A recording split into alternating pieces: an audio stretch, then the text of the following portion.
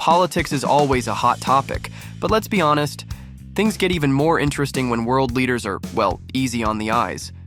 The internet has already crowned its golden trio of political heartthrobs, Emmanuel Macron, Justin Trudeau, and Volodymyr Zelensky. But why stop there?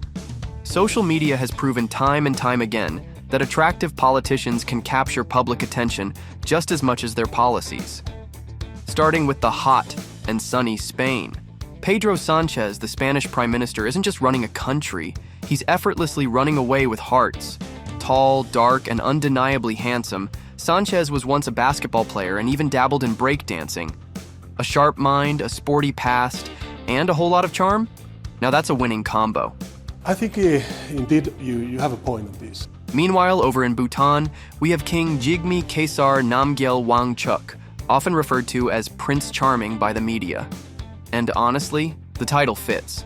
Educated at Oxford, this modern monarch blends tradition with progress, proving that intelligence and charm are a royal power couple. Plus, with his commitment to democracy and the well-being of his people, it's no wonder he's adored both at home and abroad. Speaking of leaders who made waves, both in politics and beyond, Venezuela's Juan Guaido became a global name during his country's leadership crisis. With his sharp features, confidence, and commanding presence, he definitely knows how to turn heads. Over in Liberia, George Weah took an entirely different route to leadership, through football. Before serving as Liberia's president from 2018 to 2024, he was a global sports star, winning FIFA's World Player of the Year and playing for top clubs like AC Milan. And let's be honest, the man has aged like fine wine. Meanwhile, in Brazil, Eduardo Leite has captured attention not just for his polished looks, but for making history as the country's first openly gay governor. His decision to come out publicly during an interview was a significant moment in Brazilian politics, and his combination of progressive leadership and effortless style has only added to his appeal. And speaking of effortlessly good-looking politicians, India's Kalakesh Narayan Singh Deo has that whole Bollywood leading man aura. With his striking features and natural confidence, it's no surprise he's made a name for himself both in politics and in the hearts of many admirers. Then there's David Miliband, the former British Foreign Secretary whose charm was so undeniable that he even had fan pages dedicated to his looks. Even Hillary Clinton once admitted to having a bit of a crush on him, proving that political appeal isn't just about policies. I think that's fair. We think it's important to go further. Of course, no list would be complete without the famous trio who have dominated online discussions for years. Volodymyr Zelensky didn't just step up as a wartime leader, he stepped into the world's collective admiration.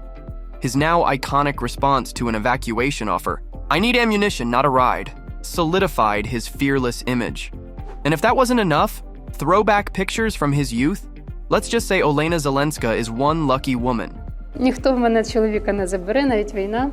Then there's Emmanuel Macron, the very embodiment of French charm and sophistication. Whether or not you agree with his politics, there's no denying he's a regular on any list of the world's most attractive politicians. Also, with his apparent friendship with Zelensky, when they're together, the attractiveness level is through the roof. We work very well together. And finally, Justin Trudeau, the OG internet heartthrob.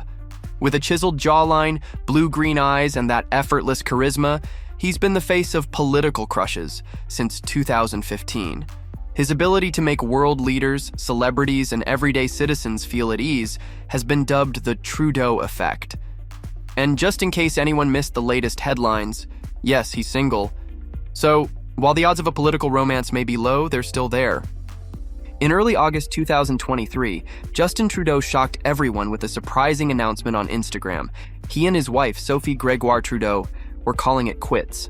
After 18 years of marriage and 3 kids together, the Canadian Prime Minister shared, "After many meaningful and difficult conversations, we have made the decision to separate."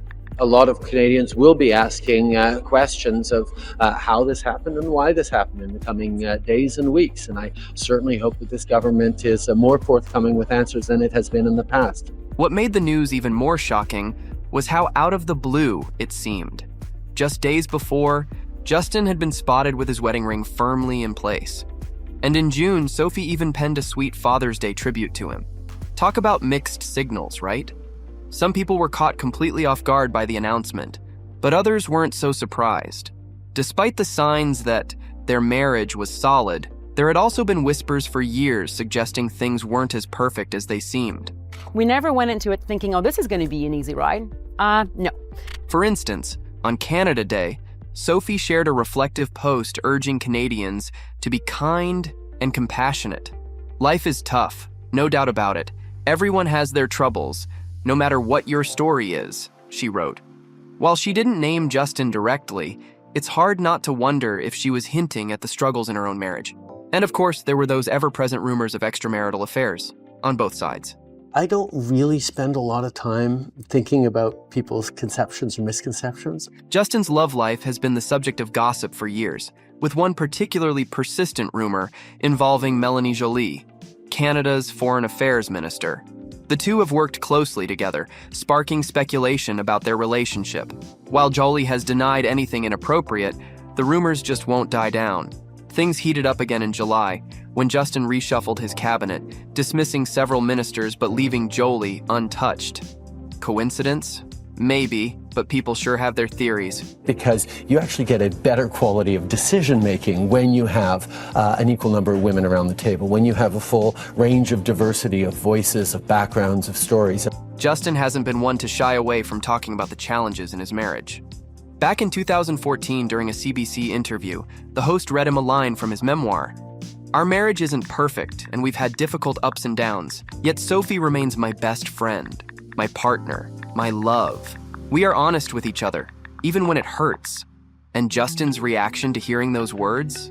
Let's just say it's a moment worth revisiting. It means we've had a marriage that's gone on for 10 years in which I have a very difficult, high-pressure job that everyone knows how challenging it is to balance family responsibilities with a job. Naturally, the interviewer asked if honest was code for cheating, and Justin shut it down with a firm no. This is a conversation about the kinds of challenges that any real marriage goes through, tremendous ups and downs. But as I say, we are deeply in love and committed to each other, and we continue to be.